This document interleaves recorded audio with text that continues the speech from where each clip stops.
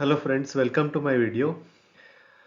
आज के इस वीडियो में हम सॉल्व करेंगे सीजी बोर्ड क्लास 9 के चैप्टर पॉलिनोमियल्स के एक्सरसाइज 4.1 को। बहुत ही आसान चैप्टर है और इसके एक एक सवाल को हम बहुत ही धीरे धीरे और अच्छे से समझते हुए सॉल्व करेंगे। पॉलिनोमियल्स के बेसिक्स को या फंडामेंटल्स को मैंने अपने वीडियो पॉलिनोमियल्स क्लास 9 पार्ट 1 में अच्छे से एक्सप्लेन किया है।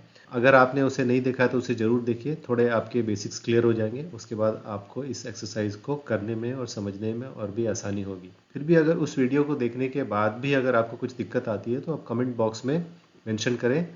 मैं अपने नेक्स्ट वीडियो में उन सब डाउट्स को फिर से डिस्कस करूँगा और उसको क्लियर करने की कोशिश करूँगा। सो पॉलिनोमियल्स में कुछ टर्म्स बार बार यूज़ होते हैं जिसको कि मैं एक्सप्लेन करने के दौरान इंग्लिश में यूज़ करूँगा, तो आपको समझने में आसानी हो इसलिए मैंने उनके हिंदी को यहाँ पे एक्सप्लेन कर दिया है। जैसे अगर मैंने पॉलिनोमियल कहा तो इसका मतलब बहुपद है, एक्सप्रेशन कहा तो इसका मतलब व्यंजक है, वेरिएबल का मतलब हो गया चर, कांस्टेंट का मतलब हो गया अचर, और घात को हम पावर से या एक्सपोनेंट करते हैं इंग्लिश। तो मैं एक्सप्लेन करने के दौरान इंग्लिश टर्म्स यूज़ करूँगा और ये उनके हिंदी यहाँ पे मैंने मेंशन किया हुआ है। तो चलिए पहले सवाल की ओर बढ़ते हैं। पहला सवाल है, निम्नलिखित व्यंजकों में कौन सा बहुपद है और कौन सा नहीं, अपने उत्तर का कारण भी लिखिए। सो बहुपद मीन्स पॉलिनोमियल। तो हमें बताना है कि इसमें से कौन पॉलिनोमियल है और कौन सा नहीं। पहले सवाल को लेते हैं। पहला सवाल है 4x² - 3x + 5। सो पॉलिनोमियल का डेफिनेशन है कि पॉलिनोमियल्स में जितने भी चर होंगे यानी कि जितने भी वेरिएबल्स हैं उनके जो एक्सपोनेंट्स होंगे यानी कि उनके जो पावर्स होंगे that should be a whole number. वो एक पूर्ण संख्या होनी चाहिए, होल नंबर्स होनी चाहिए, तब वो पॉलिनोमियल्स की कैटेगरी में आते हैं। तो यहाँ पे हम देखेंगे कि वेरिएबल का पावर्स क्या है। सो यहाँ पे वेरिएबल क्या है, x है, और फर्स्ट टर्म में x का पावर 2 है और सेकेंड टर्म में x का पावर 1 है। सो दोनों ही एक पूर्ण संख्या है, इसलिए ये क्या है, ये एक बहुपद है। और इसके उत्तर के कारण में हम क्या लिख सकते हैं कि ये एक बहुपद है। क्यों? क्योंकि इनके जो चर हैं, इनके जो वेरिएबल्स हैं, उनका जो पावर्स है वो एक पूर्ण संख्या है। तो इस तरह मेंशन कर सकते हैं, because the powers of the variable are whole numbers, या अचर के घात पूर्ण संख्याएं हैं, इसलिए यह एक बहुपद है। सेकंड हम लेते हैं। सेकंड क्या है, z + 3/z। तो यहाँ देखिए z डिनोमिनेटर में है, डिनोमिनेटर में है, इसका मतलब है इसको हम कैसे लिख सकते हैं, z can be written as z⁻⁻1। So इस पॉलिनोमियल को हम लिखेंगे z + 3 × z⁻⁻1। सो यहाँ हम देखते हैं कि जो वेरिएबल है यानी कि हमारे जो इस पॉलिनोमियल में z जो वेरिएबल है उसका पावर क्या है, -1, जो कि एक होल नंबर नहीं है। सो ये एक वेरिएबल नहीं है। So this is not a variable. इसके रीजन में हम लिखेंगे because the powers of the variable are not whole numbers. अचर के घात पूर्ण संख्याएं नहीं है, इसलिए एक पॉलिनोमियल नहीं है। नेक्स्ट देखते हैं हम। नेक्स्ट क्या है, इट्स √y + 2y + 3। सो यहाँ पे देखिए हमारे पास तीन टर्म्स हैं। सेकेंड टर्म में y का पावर तो होल नंबर है, y का पावर 1 है, लेकिन फर्स्ट टर्म आप देखें, first term is √y। √y can be written as y⁻1/2। ये होल नंबर नहीं है, ये एक फ्रैक्शन है। तो हम देखते हैं कि इस पॉलिनोमियल में हमारे पास एक ऐसा टर्म है जिसमें वेरिएबल का पावर एक फ्रैक्शन है यानी होल नंबर नहीं है। सो ये भी हमारा एक पॉलिनोमियल नहीं है। Fourth is x² + 3/2। सो यहाँ हमारे पास एक ही वेरिएबल है और उसका पावर एक होल नंबर है। सो यहाँ भी हम लिख सकते हैं कि yes, this is a polynomial, और रीजन में यही लिखेंगे because the powers of the variable are whole numbers. So मैं बार बार इसको रिपीट नहीं कर रहा हूँ बिकॉज एक बार मैंने रिपीट किया है। तो यस में हम ये रीजन लिखेंगे, नो में हम इस रीजन को लिखेंगे। और उसके बाद हमारे पास लास्ट है। लास्ट क्या है, x⁻10 + y⁻3 + t⁻50। तो यहाँ पे आप देखो हमारे पास 3 वेरिएबल है, तो उससे हमें मतलब नहीं है कि कितने वेरिएबल है, क्योंकि क्वेश्चन में हमारे पास वेरिएबल के बारे में कोई बात नहीं कर रहा है कि कितने वेरिएबल होने चाहिए। क्वेश्चन है कि कौन सा बहुपद है या नहीं। तो हमें सिर्फ ये देखना है कि वेरिएबल्स जितने भी हों उसके पावर्स जो होने चाहिए होल नंबर होने चाहिए। तो यहाँ पे हम देख रहे हैं तीनों के तीनों वेरिएबल के पावर्स जो हैं वो होल नंबर है, इसलिए ये भी एक बहुपद है। सो नेक्स्ट क्वेश्चन है हमारे पास कि निम्नलिखित में एक्स स्क्वायर का गुणांक लिखिए। तो इस सभी पॉलिनोमियल्स में हमें देखना है कि एक्स स्क्वायर कहाँ पे है और उसका गुणांक क्या है। सो आप देखो first problem is what 3x square plus 2x square plus 3x plus 2। तो पॉलिनोमियल्स में हम क्या देखेंगे कि एक्स स्क्वायर वाला जो टर्म है उसको किससे मल्टीप्लाई है, गुणांक मतलब जिस अंक से उसको गुना है यानी मल्टीप्लाई है। तो एक्स स्क्वायर को हम देखेंगे यहाँ पे किससे गुना है। तो अब यहाँ पे देखो हमारे पास दो टर्म है यहाँ पे एक्स स्क्वायर, दोनों में एक्स स्क्वायर है ना। तो एक में एक्स स्क्वायर को 3 के साथ मल्टीप्लाई है और दूसरे में एक्स स्क्वायर को 2 के साथ मल्टीप्लाई है। तो गुणांक जो होगा वो एक ही होगा, दो तो नहीं हो सकता है ना। तो हम क्या करेंगे यहाँ पे देखो 3x स्क्वायर और 2x स्क्वायर को हम ऐड करेंगे, बिकॉज ये दोनों लाइक टर्म्स हैं और ये ऐड हो सकते हैं। तो हम इसको ऐड करके क्या लिखेंगे, पहले लिखेंगे 5x square plus 3x plus 2। अब ना हमारे पास देखो ये जो पॉलिनोमियल हुआ इसका जो सॉल्व फॉर्म है उसमें एक ही एक्स स्क्वायर है और उसको 5 से मल्टीप्लाई है। तो इसका गुणांक क्या हो गया, गुणांक को हम कोएफिशिएंट भी बोलते हैं इंग्लिश में। तो इसका गुणांक हो गया 5। एक्स स्क्वायर का कोएफिशिएंट क्या हो गया 5। नाउ सेकेंड प्रॉब्लम लेते हैं। सेकेंड में क्या है 3x स्क्वायर प्लस 1। सो कुछ नहीं करना है, हमें देखना है कि एक्स स्क्वायर को किससे मल्टीप्लाई है। सो एक्स स्क्वायर को 3 से मल्टीप्लाई है तो इसका गुणांक क्या हो गया 3 हो गया। थर्ड क्वेश्चन लेते हैं। Third question is 2 minus 5x square plus 1/2 x cube. So यहाँ पे देखो एक्स स्क्वायर को किससे मल्टीप्लाई है 5 से मल्टीप्लाई है, बट इस टर्म का साइन क्या है ये बहुत इंपॉर्टेंट है। इस टर्म का साइन को हमें देखना है। इस टर्म का साइन क्या है, नेगेटिव साइन है। सो नेगेटिव साइन को हम कंसिडर करते हुए इसके गुणांक को लिखेंगे। सो विल राइट हियर इसका गुणांक क्या हो गया -5 हो गया। तो नेगेटिव साइन में हमें ध्यान रखना है, नेगेटिव साइन को लेके हमको गुणांक लिखना है। और उसके बाद question number 4 it is x square by 2 plus 1। सो हम इसको लिख सकते हैं 1/2 multiplied by x square plus 1। So x square को किससे मल्टीप्लाई है, एक्स स्क्वायर को 1/2 से मल्टीप्लाई है। तो हम क्या लिखेंगे, इसका गुणांक कितना हो गया 1/2 हो गया। एंड फोर्थ में आप देखो, फोर्थ में हमारे पास है क्या x raise to the power 4 plus x raise to the power 3 plus 1/4 x square. तो यहाँ पे तो सीधा सीधा है, एक्स स्क्वायर को 1/4 से मल्टीप्लाई है तो इसका गुणांक हो गया 1/4। बहुत ही आसान है, कुछ नहीं करना है इसमें। चलो अब नेक्स्ट क्वेश्चन की तरफ चलते हैं। निम्न बहुपद में x का गुणांक एवं अचर पद लिखिए। तो इस पॉलिनोमियल्स हमारे पास है, यहाँ पे x का हमको कोएफिशिएंट यानी कि गुणांक लिखना है और अचर पद यानी कि कांस्टेंट लिखना है। इसमें कांस्टेंट पद कौन सा है, तो देखो जिस पद में यानी जिस टर्म में कोई भी वेरिएबल नहीं है उसको हम क्या बोलते हैं, अचर पद बोलते हैं, है ना। तो फॉर एग्जांपल अगर हम फर्स्ट क्वेश्चन को लें, so x square plus 1/5x plus 5। तो पहले तो x का गुणांक लिखना है। तो x वाला टर्म कौन सा है, ये वाला है, उसका गुणांक क्या हो गया, उसका गुणांक 1/5 हो गया। और अचर पद मीन्स कांस्टेंट। कांस्टेंट मीन्स उसमें कोई वेरिएबल नहीं रहेगा, उसका एक फिक्स्ड वैल्यू होगा। तो अब देखो ये तीसरा जो टर्म है इसमें कोई वेरिएबल नहीं है, ये सिर्फ 5 है। तो इसमें अचर पद क्या हो गया, इसमें अचर पद हो गया 5। ठीक है, सेकंड लेते हैं हम। सेकंड में देखो ये क्या है, square root of 2x plus 7। तो x का गुणांक लिखना है तो हमें देखना है x को किससे मल्टीप्लाई है, स्क्वायर रूट ऑफ 2 से। तो √2 हो गया इसका गुणांक और अचर पद क्या हो गया 7। It is independent of variable, यहाँ पे कोई वेरिएबल नहीं है।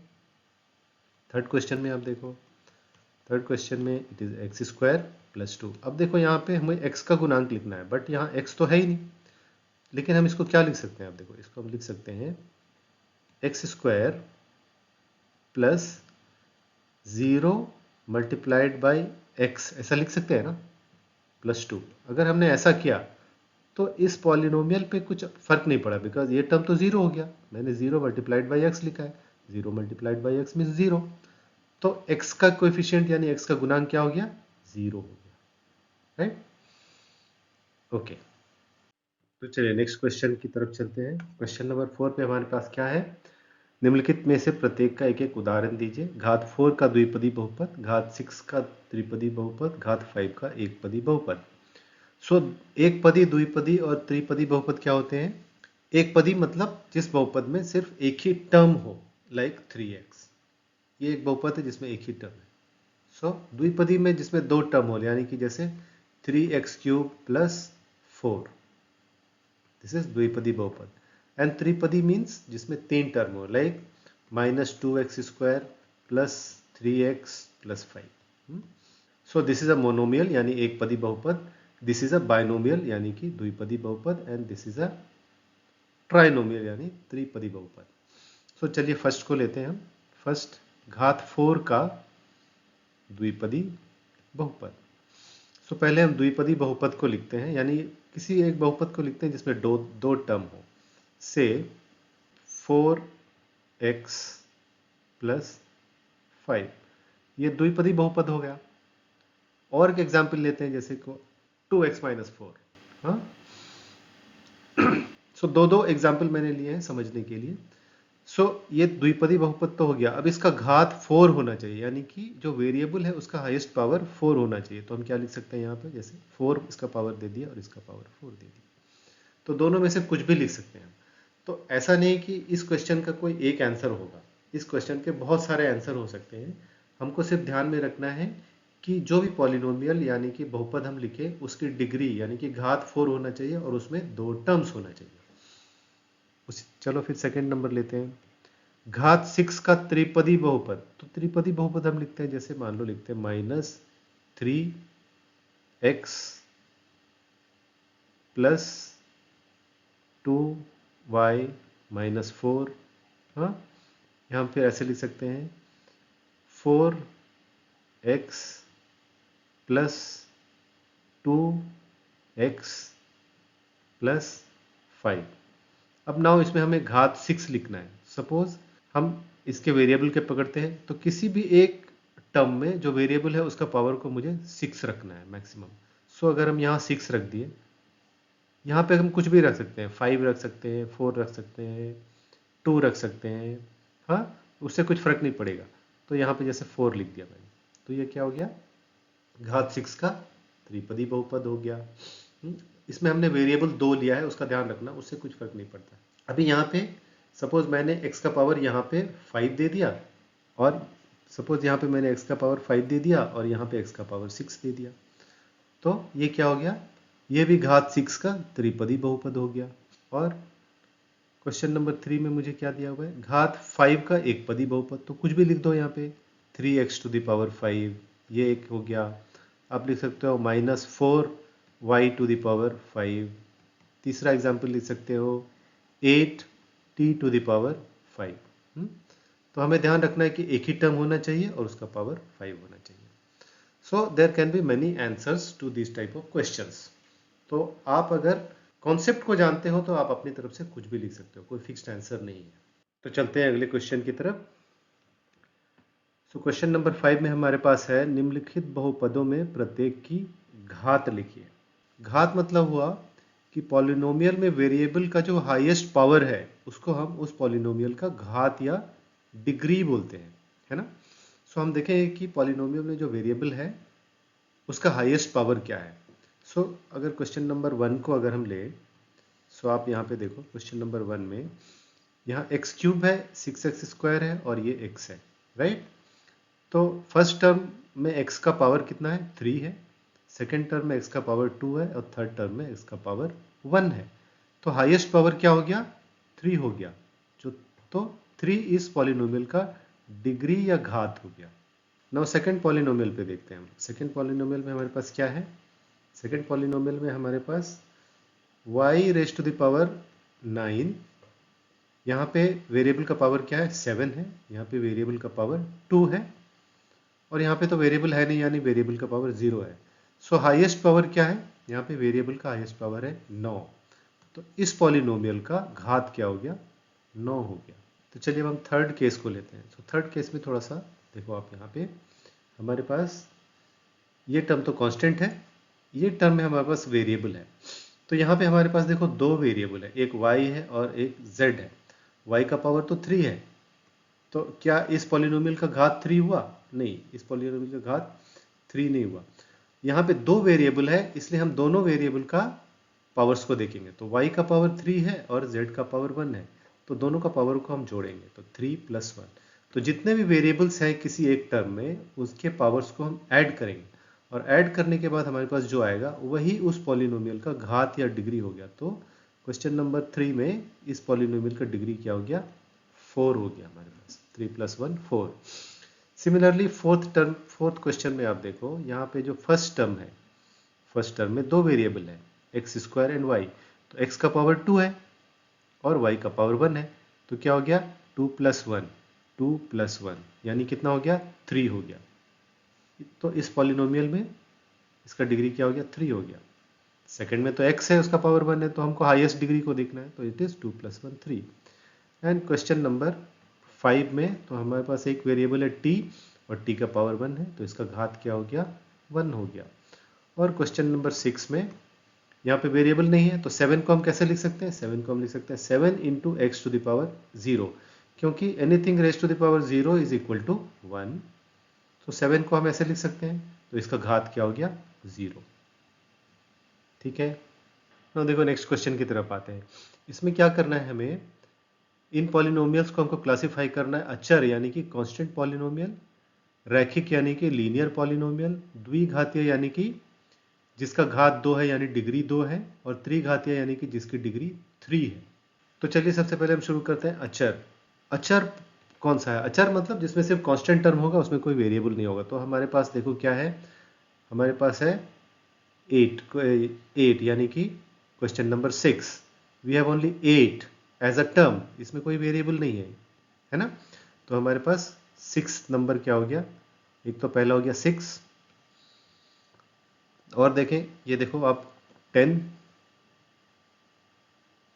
इसमें भी कोई वेरिएबल नहीं है हमारे पास, ओनली कांस्टेंट है, तो ये भी हो गया अचर बहुपद यानी कि कांस्टेंट पॉलिनोमियल। और उसके बाद ये क्वेश्चन नंबर 12, ओनली -3/7 हमारे पास एक कांस्टेंट टर्म है, कोई इसमें वेरिएबल नहीं है, तो ये क्या हो गया हमारे पास, 3 कितने हो गए हमारे पास, अचर हो गए। अब उसके बाद रैखिक, रैखिक मतलब क्या हो गया, रैखिक मीन्स लीनियर पॉलिनोमियल, यानी कि जिसकी डिग्री 1 है, यानी वेरिएबल का हाईएस्ट पावर 1 है। तो यहाँ पे देखो वेरिएबल का हाईएस्ट पावर कहाँ हमें 1 दिख रहा है, हमें देखो क्वेश्चन नंबर 4, वेरिएबल t है, उसका हाईएस्ट पावर 1 ही है, और तो कोई वेरिएबल वाला टर्म नहीं है, तो t + 3। सो हमारे पास फोर्थ हो गया एक रैखिक बहुपद यानी कि लीनियर पॉलिनोमियल हो गया।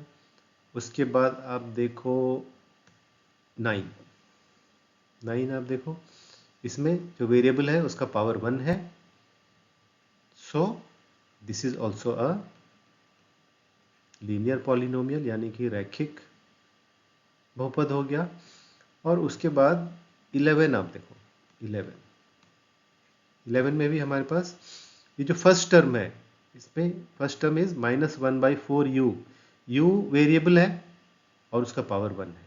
सो ये क्या हो गया हमारे पास, 3 अचर हो गए और 3 रैखिक हो गए।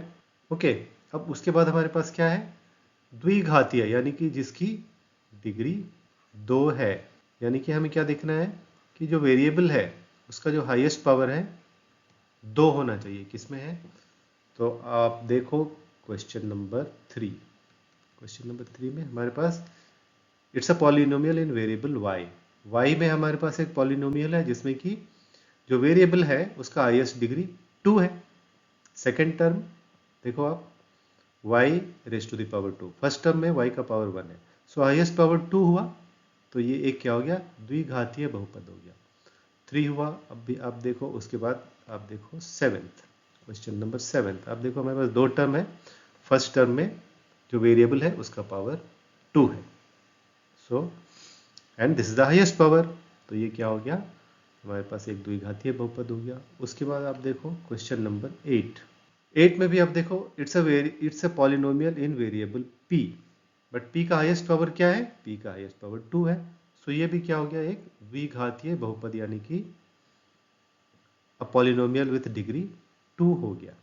और तो 2 में कोई नहीं है। चलिए अब उसके बाद लास्ट वाला देखते हैं, यानी कि त्रिघातीय। त्रिघातीय कौन सा है, यानी कि हमें देखना है वेरिएबल का हाईएस्ट पावर 3 किस में है। तो फर्स्ट में है, फर्स्ट में देखना है यहाँ पे x का पावर 3 है, यहाँ x का पावर 2 है, यहाँ x का पावर 1 है, 3 2 1। सो हमारे पास this is the highest power x का पावर 3। तो ये क्या हो गया, एक त्रिघातीय बहुपद हो गया, क्वेश्चन नंबर 1। और उसके बाद आप देखो क्वेश्चन नंबर 2। क्वेश्चन नंबर 2 में देखो हमारे पास एक ही टर्म है, लेकिन जो एक ही टर्म है उसमें कांस्टेंट और वेरिएबल दोनों है, और जो वेरिएबल है उसका पावर 3 है। So it's a polynomial of degree 3। और उसके बाद हमारे पास क्या हो गया, उसके बाद आप देखो question number 5। Question number 5 is a polynomial in variable y, जिसमें कि y का हाईएस्ट पावर 3 है। तो ये भी क्या हो गया, हमारे पास त्रिघातीय बहुपद हो गया, right. So friends, this was exercise 4.1 of polynomials. Video कैसा लगा कमेंट करके जरूर बताएं, और पॉलिनोमियल्स के बेसिक के लिए मेरे वीडियो को जरूर देखें जो इसी चैनल पे उपलब्ध है। मेरा नाम अमित है और मैं मिलता हूं आपको अगले वीडियो में, जिसमें हम सॉल्व करेंगे पॉलिनोमियल्स के नेक्स्ट एक्सरसाइज को। Thank you so much for watching.